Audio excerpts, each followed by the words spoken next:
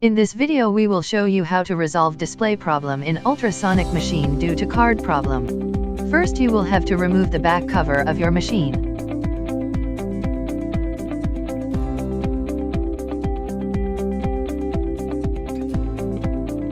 Now slowly remove all the connections with the tank as shown here so that you can remove it properly.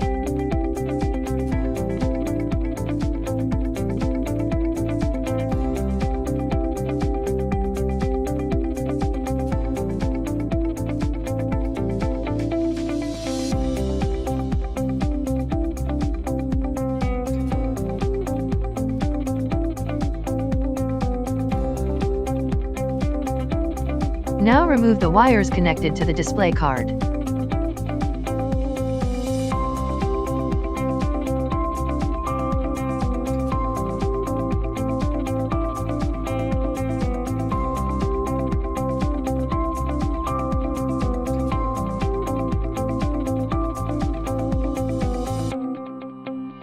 Replace the card with the new display card provided by Doit Impex Private Limited and rejoin all the connections as shown here.